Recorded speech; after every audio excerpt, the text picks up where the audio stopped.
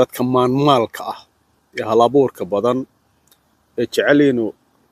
aragti abuuro aragti tijaabiyo dadka u diran inay afkaarta curiyaan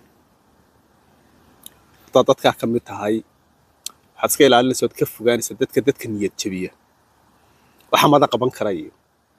geedaa ku suurtagelaysa iyo sidaad u qabanaysaa iyo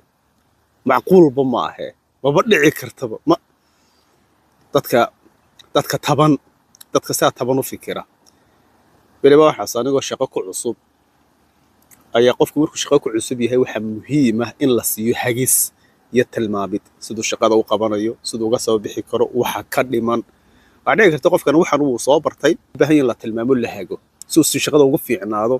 si fiicanna u qabto marka nin meesha iga soo horreeyo in xoogaa ka shaqeyn badan xoogaa doona ka shaqeynayay ayaa erey aanan ka filay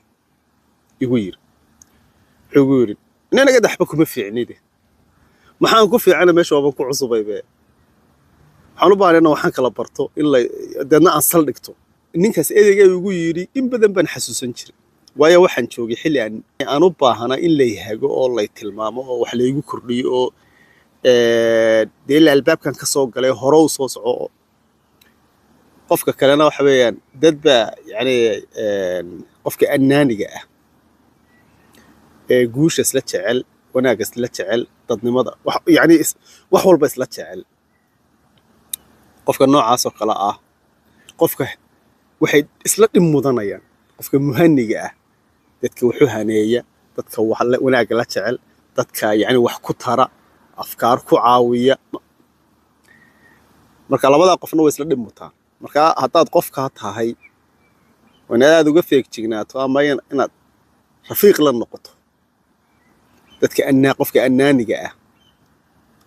yani niyad dilbu in mar walba niyadda kaa jabiyo kugu dilaya qof kalena waxa weyn waa dadka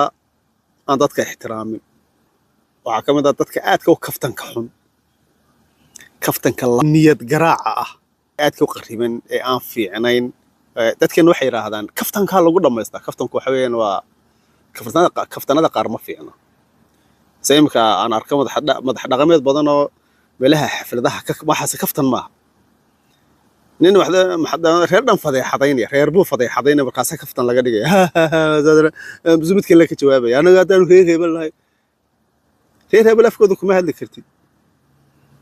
حوين هداد كو هادليسانا ويناد سي احترام لو حشمد لو قدرين لو wanaag ku jiro waynaad u hadasho